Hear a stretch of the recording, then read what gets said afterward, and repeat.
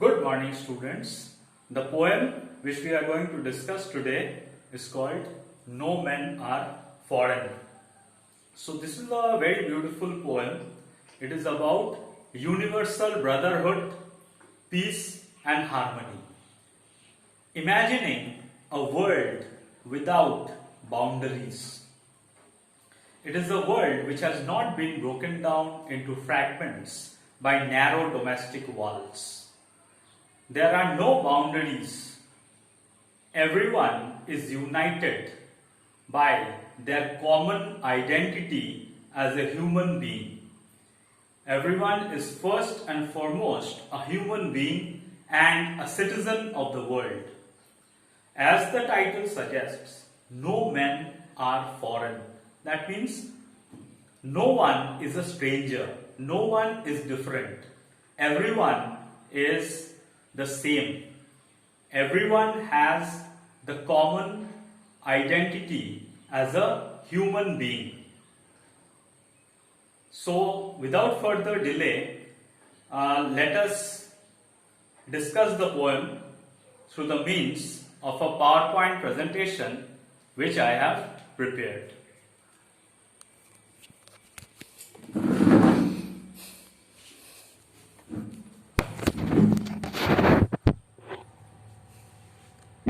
No Men Are Foreign. A poem about universal brotherhood, unity, and peace. Imagining a world where there are no boundaries and everyone is united by their common human identity. You can see over here world, peace, and unity. Everyone is holding hands. There is no difference or distinction. People from different countries have united. Next, the central theme, as I mentioned, of this poem is universal brotherhood. So let us read the poem. Remember, no men are strange, no countries foreign. Beneath all uniforms, a single body breathes. Like ours, the land our brothers walk upon is earth like this, in which we all shall lie. So, the uniforms, the army uniforms are different in different countries. Similarly, dresses are different in different countries. However, under the uniform, every person has the same human form. So the human body is the same. Our brothers belonging to other countries walk upon the earth as we do. Just as we walk on the ground, similarly, people from other countries also walk on the ground. Similarly, we too will be part of the earth, whether we are buried or cremated, just like our brothers in other countries. Just like people in other countries are buried or their bodies are burnt after death, we too will be buried or cremated. Whatever happens, we will become part of the earth once more. We are born out of the womb of Mother Earth and we will return to the womb of Mother Earth after death. They too, aware of sun and air and water, are fed by peaceful harvests, by war's long winters starved. Human beings all over the world need sunlight, air, and water for survival. So, the survival needs are the same, irrespective of which country one hails from. If you are a German or a Russian or a French or an Indian, everyone requires these basic things in order to survive: sunlight, air, and water. Human beings are happy and well fed during peaceful harvests. So, during times of peace, the people in the country are happy. and they are well fed. Man starves during war. It is likened to cold winter when crops are destroyed. Similarly, in the times of war, there is a scarcity of food in the country. People of the country are unhappy and they suffer when there is a war in the country. It is likened to cold winter when crops are destroyed.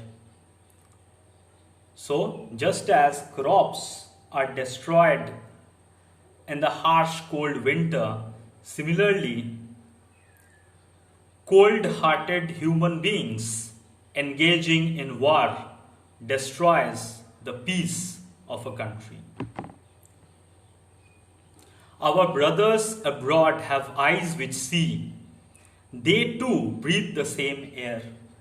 Remember, they have eyes like ours that wake or sleep, and strength that can be won by love. In every land is common life that all can recognize and understand. Okay? So our brothers abroad have eyes which see. They too breathe the same air. They too wake and sleep like us. Love conquers strength and violence. So Mahatma Gandhi was the epitome of love conquering violence. He was the very epitome of non-violence and peace. So Nelson Mandela had also said that love comes more naturally to the human heart than hatred. Love is a common universal emotion. So no matter which country you belong to, everyone experiences the emotion of love. There are lines on the hands of human beings all over the world. The labor-worn hands look the same. So, there are lines in the hands of human beings all over the world. And after hard work or labor, the worn out hands of people all across the world look the same. So basically, we are all citizens of the world. While fighting in wars, human beings kill their own brothers. Thus, we must not be brainwashed when we are told to hate others. So, war is a meaningless massacre. Let us remember, whenever we are told to hate our brothers, it is ourselves that we shall dispossess, betray, condemn. Remember, we who take arms against each other. It is the human earth that we defile. Our hells of fire and dust outrage the innocence of air that is everywhere our own. Remember, no men are foreign and no country is strange. So no one is a stranger. By hating others, we are actually hating ourselves. We are hating our own brothers. Mother Earth is defiled, polluted when we spill the blood of our brothers.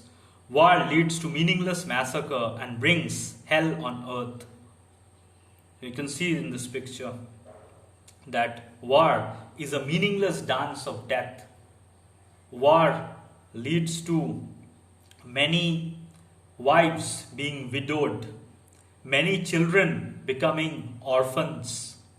So war must be avoided at all costs. War must be avoided at all costs. It is a meaningless massacre and brings hell on earth.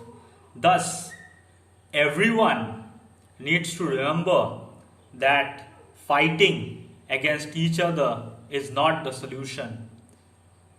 All the countries in the world must live peacefully, must coexist in peace and harmony, and remember that everyone has the same identity, that of a human being. We are all children of Mother Earth. I imagine a world without boundaries, a world where humanism is the only religion. Hope for universal peace and harmony, paradise on earth. So, if there are no boundaries and no distinctions, if all the countries decide to do away with the boundaries and divisions, then the world can become a paradise. So, we are all citizens of the world who are united by their common human identity. Thus, this poem gives a message of universal peace and harmony. Thank you very much.